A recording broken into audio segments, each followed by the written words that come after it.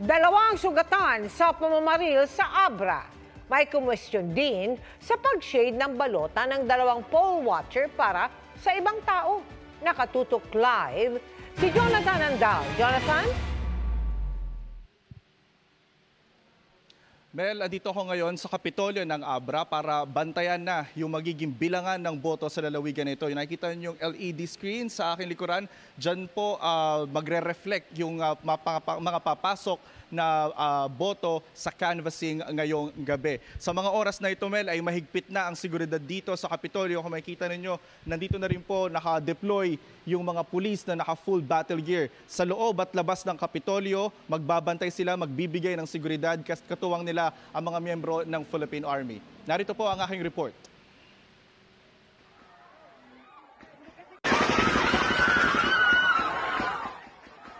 Ito ang viral video ng nagpupulas ang mga botante sa Sagap Elementary School sa Bangged, Abra dahil sa alingaw-ngaw na putok ng baril. Kakabukas pa lang yan ng botohan alas 7 ng umaga.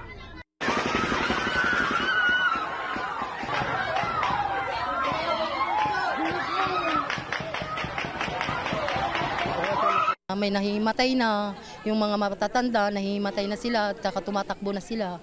Sandaling natigil ang botohan. Hindi sa loob ng eskwelahan nangyari ang putukan kundi sa kalapit na ilog, nasa 200 metro ang layo sa paaralan. Hinala ng pulisya may kinalaman sa pamamaril ang naunang pagpunta ng isang grupo ng lalaki sa tapat ng eskwelahan, nag-cellphone video at nagdulot daw ng komosyon.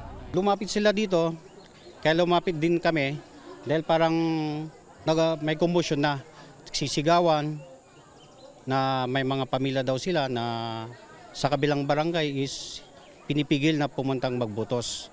Humarurot daw palayo ang mga ito papunta sa kalapit na ilog. 2 ang sugatan sa pamamaril. May tama sa likod ang isa, sa balikat naman ang tama ng isa pa. Hindi sila galing sa voting center. Sabi ng hepe ng Bangged Police, lulan sila ng SUV at pickup na pinaputokan ng hindi pa nakikilalang mga salarin. Tinutugis ng mga pulis ang mga sospek.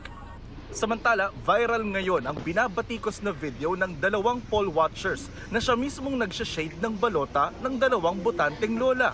I would like to report po that we are having the votes be shaded by the watchers. May we also note po the presence of election paraphernalia. Nangyari ito sa Gadani National High School sa bayan ng Tayum kaninang alas 5 ng madaling araw. Sabi ni COMELEC Chair George Garcia, inalis agad ang mga naturang poll watcher at sasampahan ng karampatang reklamo. Pero sa eksklusibong panayam ng GMA Integrated News, nilinaw ng isa sa poll watchers sa viral video na anak at pamangkin sila ng 2 lola na tinulungan nilang makaboto. Hindi naman mali yun, sir, kasi tinulungan ko lang yung nanay ko na bumoto kasi hindi niya alam na magsulat at saka hindi niya medyo makita yung kaya tinulungan ko lang na siya, binutuhan ko lang siya, sir. Yung kasama ko kanina, sir, na video, auntie niya. Kasi hindi rin niya maano yung sulat, kaya nagpatulong din siya. Pero hindi niya inagaw yung baluta niya. Siya, yung botante mismo nagsabi sa kanya na tulungan siya na ibuto niya. Hindi humarap sa kamera pero sabi ng chair ng electoral board doon, kumpirmadong kaanak ng poll watchers ang 2 lola. Iniimbestigahan na ito ng COMELEC Tayum pero nilinaw niyang pwede namang tulungan ng poll watcher sa pagboto ang botante kung kamag-anak naman ito.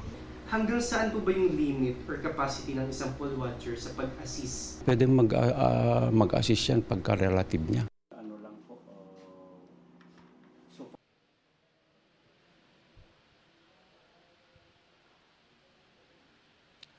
Well, as of 7:50 ay wala pang pumapasok na boto dito o nagre-reflect na boto dito sa LED screen na nasa Kapitolyo ng Abra. Pero may ilang residente na po na nakaupo na dito sa mga upuan dito at nag-aabang ng resulta ng botohan. Yan muna ang latest mula rito sa Bangged, Abra. Para sa GMA Integrated News, Jonathan Andal, nakatutok 24 oras para sa eleksyon 2025.